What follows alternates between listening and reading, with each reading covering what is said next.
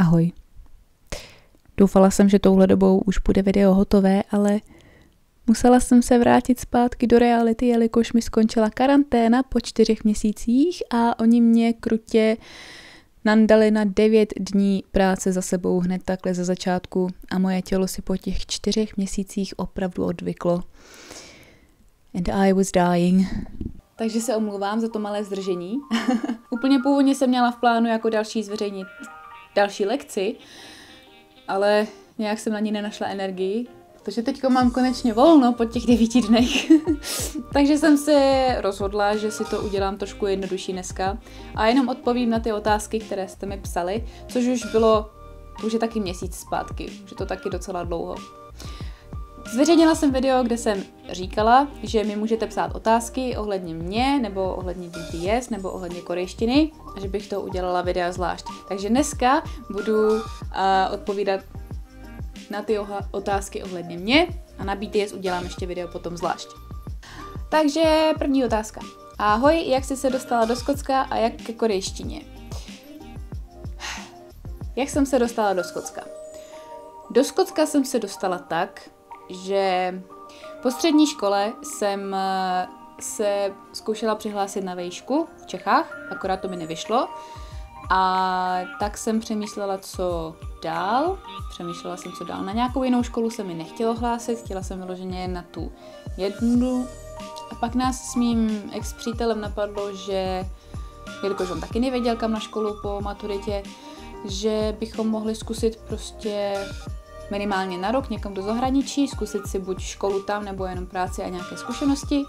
A jelikož jsme už měli dva kamarády, kteří do Skotska plánovali jet, tak jsme si říkali, že zkusíme Skotsko taky, že tam aspoň budeme mít někoho, koho známe. To bylo vše. Takhle jsem se dostala do Skotska, že jsem jenom chtěla zkusit nějaké zkušenosti v zahraničí a procvičit si angličtinu a tak. A jak jsem se dostala ke korejštině? Ke korejštině jsem se dostala tak, že jsme s rodinkou vyrazili do Japonska. Můj brácha se totiž japonštinu chvilku učil a má hrozně rád japonskou kulturu, hrozně ho to zajímá a sleduje strašně moc anime. Já jsem taky pár anime sledovala, teď už tohle nesleduju, ale každopádně se mi líbí. A skrz to anime jsem se tak trošku seznamovala s tou japonskou kulturou a taky mě hrozně zajímalo se tam podívat. Takže jsme tam jednou vyrazili s mým bráchou a s mamkou na 2 týdny a já jsem si Japonsko strašně zamilovala. Moc se mi tam líbilo. A můj brácha, jelikož trošku japonštinu zvládal, tak se tam právě dorozumíval s Japoncema, když jsme šli nakoupit třeba, nebo když jsme nevěděli kam jít, tak se snažil dorozumívat s nima japonsky. A já mu to hrozně záviděla. Strašně jsem mu to záviděla a přišlo mi to úplně fascinující. A tak jsem si říkala, že bych se mohla taky zkusit začít učit japonsky, až se vrátíme. A chvilku se mě to drželo, ale zrovna potom, co jsme se z Japonska vrátili, jsem narazila na BTS a BTS mě tak nějak představili korejské kultuře zase, protože začala jsem pro ně koukat na hodně BTS a takový a začala jsem se trošku zajímat i o Koreu, protože do té doby jsem o Koreji v podstatě nic nevěděla. Takže jsem se začala trošku zajímat i o korejskou kulturu a zkoumala jsem různá videa ohledně Koreji, nejenom BTS, ale koukala jsem na spoustu jiných dalších videí ohledně Koreji. A zaujalo mě to tak, že jsem se začala učit korejštinu místo japonštiny. Takhle jsem se dostala ke korejštině. Skrz Japonsko. A skrz BTS samozřejmě. Na což nám tak trošku navazuje další otázka. Annyeonghaseyo Nenshi, moja otázka zní, prečo si sa rozhodla učiť korejčinu a čo ťa motivuje učiť sa ju ďalej? Jaká je moje slovenština? Takže proč jsem se rozhodla korejštinu, to už jsem tak nějak, proč jsem se rozhodla učit korejštinu, to už jsem tak nějak řekla, protože mě moc láká korejská kultura. A co tě motivuje učit se ju ďalej? Řekla bych, že moje paní učitelka a i celkově můj zájem a teď vlastně i ten kanál, jelikož jsem začala vytvářet lekce pro vás, a vím, že spousta lidí má o to zájem, mě to tak nějak prostě motivuje dělat toho víc a vědět víc, abych vám to mohla lépe vysvětlit a tak. Ale jsou v tom i, ta motivace, jsou v tom i moje osobní zájmy. Prostě ten chtíč opravdu ten jazyk zvládat, protože mě to moc láká a protože s každým progresem mám hrozně velkou radost. Například při lekcích s paní učitelkou, když mi řekne, abych v korejštině řekla nějakou větu, která zní na první pohled dost složitě a mě se to ve finále podaří poskládat, tak mám z toho hroznou radost. A posledně, co to bylo? Posledně mi říkala, co to bylo? V podstatě tenhle hotel je nekuřácká budova, ale máme zvlášť místo, kde můžete kouřit. Něco v tom smyslu. A já to zvládla! Měla jsem z toho hroznou radost. Wait. 이 호텔은 금연 건물이지만 담배를 피울 수 있는 것이 따로 있어요. Yes. Teda myslím. Ale tohle se mi podařilo složit dohromady a měla jsem z toho hroznou radost. Tyhle ty progresy mě taky hrozně motivují k tomu učit se dál. Ale je to těžký. Je to těžký, protože já jsem člověk, který potřebuje opravdu hodně motivace, aby něco udělal. Další otázka. Chystáš se jet někdy do Koreje? Jestli ano, co všechno by si chtěla navštívit a co třeba ochutnat za jídlo? 다 먹어보고 싶어요. Ano, chystám se jet do Koreje. Ještě nevím kdy, nemám ještě pořádný plán, ale penízky si šetřím stranou už nějakou dobu. Chystám se tam jet. Brzy. Nevím ještě kdy. A co bych chtěla navštívit za místa? No, Seoul, určitě. Seoul je tak obrovský město, že tam by mi ani 2 týdny dovolený nestačily, si myslím. Tam je taková spousta věcí, co bych chtěla vidět. Já teď nevím ty jména, ale moc bych se chtěla podívat na ty jejich, jak se tomu říká, trhy. Na všechny ty různý trhy, co tam mají. To mě moc láká. Potom hrozně bych si chtěla zkusit karaoke bar. Nevím proč, protože ve zpívání nejsem vážně dobrá, ale zpívání mě baví, ale ne, že bych zněla úplně dobře, ale ty karaoke místa, co tam mají v Koreji, vypadají tak suprově, to bych chtěla zkusit. A pak prostě ochutnat strašnou hromadu jídel. Jaká jídla bych chtěla ochutnat? Ježišmarja. Rozhodně potřebuju jít na pravý korejský barbecue. Byla jsem už na korejském barbecue tady ve Skotsku 2krát, 3krát? Ne, 2krát a potom v Čechách, v Praze jsem byla 2krát, jo. A je to dobrý, ale není to úplně prostě takový, jaký by to bylo v Koreji určitě. Takže to bych chtěla zkusit, protože korejský barbecue je wow. To bych jedla do konce svého života, kdybych mohla. Pak chci zkusit tteokbokki. Ty potřebuju zkusit. Je to hrozná spousta, já si teď na nic nemůžu vzpomenout. Hlavně ty jména se taky pořádně nezapamatuju. Seafood, rozhodně potřebuju zkusit cokoliv ze seafood, protože tam to mají čerstvý a levný a chtěla bych to ochutnat. A upřímně zkusím cokoliv, protože nejsem zrovna vybíravý člověk na jídlo. V podstatě jim tak nějak všechno. Když jsem byla malá, tak jsem byla hrozně vybíravá, ale postupem času jsem si tak nějak zvykla na všechno. Teď jsem ještě ve fázi, kdy si zvykám na houby. Protože ty jsem ještě tak před 2 roky. Před 2 roky jsem je ještě nejedla, ale teď si na ně začínám pomalu zvykat. Je něco, co nejím? Vůbec si na nic nevzpomenu. Já jím všechno. Takže se nebojím zkusit cokoliv. A upřímně, klidně bych zkusila i tu jejich živou chobotničku v Koreji. To vypadá strašně děsivě. Protože oni vezmou živou chobotnici a nasekají vám na stole a to pak jíte.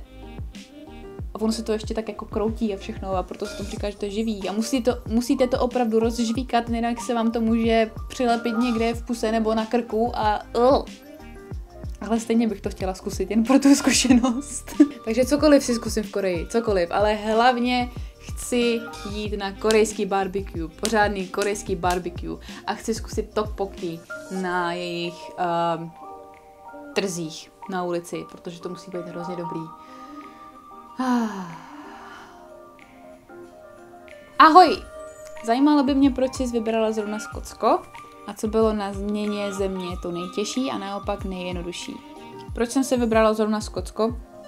Jak jsem říkala, jen protože už jsem tady měla kamarády. A co bylo na změně země nejtěžší a naopak nejjednodušší? Co bylo nejtěžší, asi bylo ze začátku určitě zvyknout si na ten jazyk. A hlavně proto, že jsem musela prostě zařizovat ty dospělácké věci a volat na council, jak se to řekne česky? Úřad? Na úřad. Musela jsem obvolávat úřady a interview a takovéhle věci. A pro mě je to hrozně těžký, já nesnáším telefonování. A musela jsem to zařizovat angličtinou, jiným jazykem, takže to bylo těžký z toho začátku a obzvlášť ta skotská angličtina, ten přízvuk, Ježíši Kriste. To bylo taky těžký se na to zvyknout. Já jsem sem tak zvesela dorazila, říkala jsem si, angličtinu docela zvládám, to bude pohoda. Jenže pak na mě spustili ten skotský přízvuk a prosím. Ale jinak upřímně jsem neměla žádný takový těžký chvíle. Řekla bych, že jsem měla docela štěstí. Že jsem tady už někoho znala, že jsme našli ubytování docela snadno. Je samozřejmě dražší, když člověk žije sám a my jsme žili 4 v jednom bytě, takže to bylo fajn. Finančně. Práci jsem si našla taky docela rychle, což bylo fajn. Upřímně mi přijde, že ve Skotsku se žije docela snadno. Skotsko je fajn. Pokud byste někdy chtěli zkusit žít někde jinde, Skotsko je moc fajn. A co bylo nejjednodušší? Nejjednodušší, myslím, že už zrovna ve Skotsku nebo obecně v UK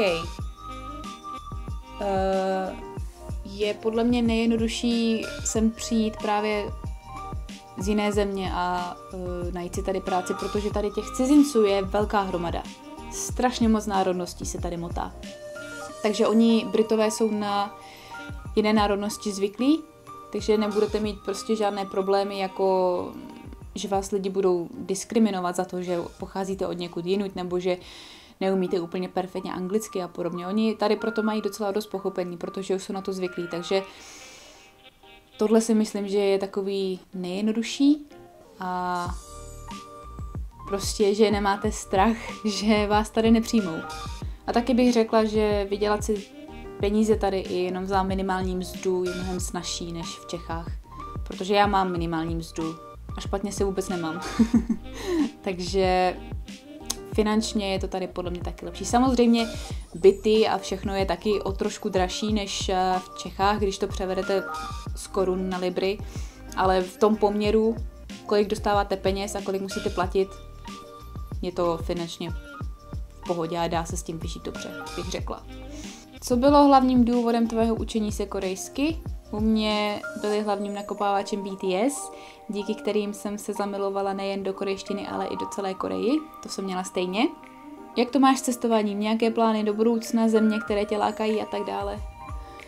S cestováním. Miluju cestování. Jak jsem říkala, už jsem byla v Japonsku a moc ráda bych si tam chtěla znovu podívat. Samozřejmě chci i do Koreji, očividně. A byla jsem například i v Austrálii a tam to bylo taky bezvadný. Hrozně moc mě láká Nový Zéland, už strašně dlouho. Už několik let si říkám, že bych se chtěla podívat na Nový Zéland někdy. Takže to je jeden z mých top zemí, kam bych se chtěla podívat.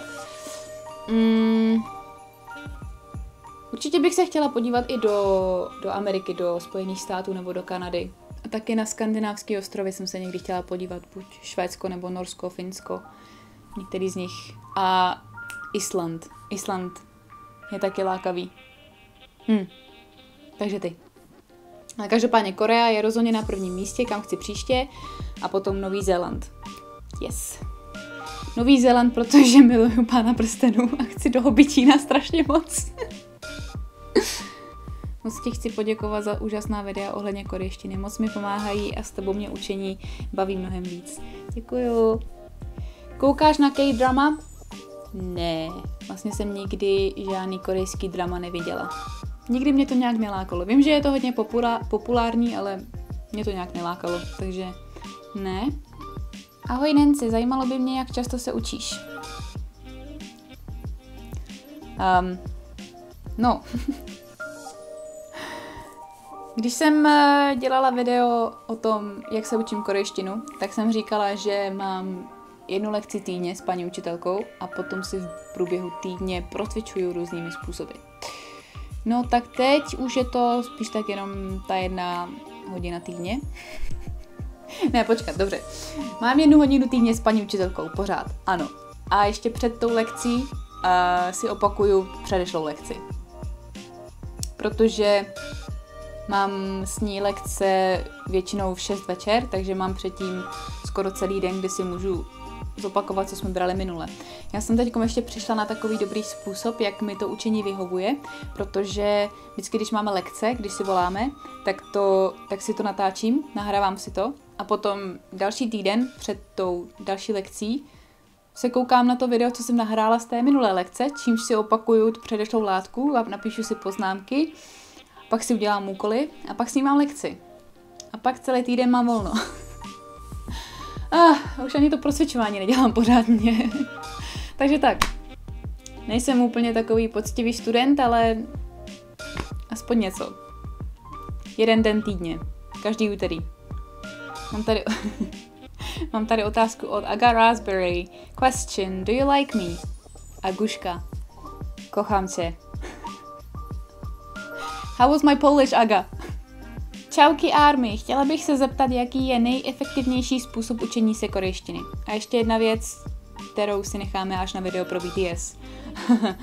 Nejefektivnější způsob učení se korejštiny? Já nevím. Já si myslím, že pro každého člověka funguje něco jiného. Takže si ten nejlepší a nejefektivnější způsob musíme najít sami, řekla bych. Pro mě nejefektivnější způsob je mít lekce s učitelkou a potom se snažit mluvit. Snažit se mluvit mi pomáhá nejvíc. Říkala jsem, že mě nejvíc pomáhá jak mluvení, tak potom i psaní například krátkých textů nebo domácích úkolů, co občas mám.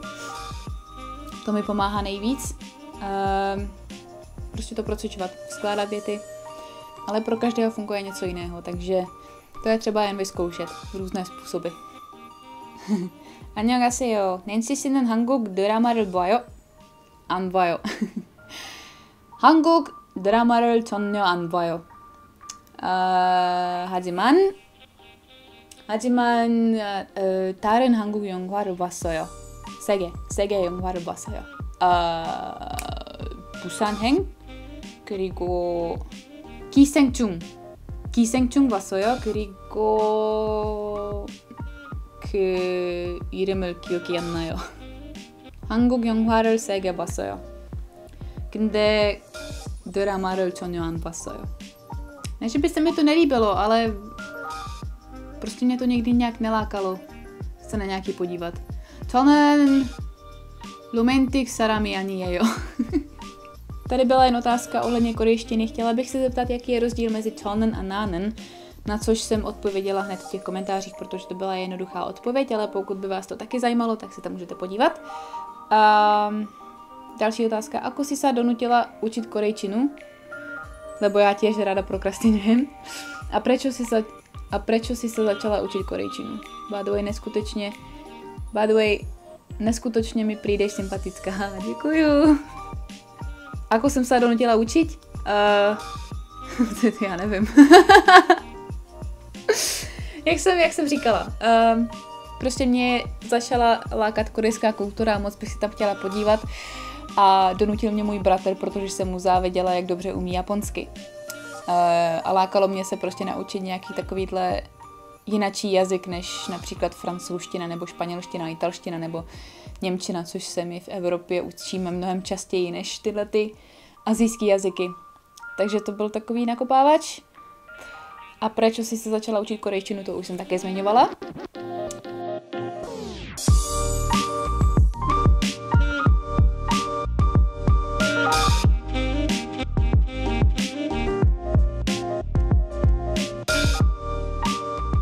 Takže to si myslím o Korejcích a o Koreji a co je mi sympatické.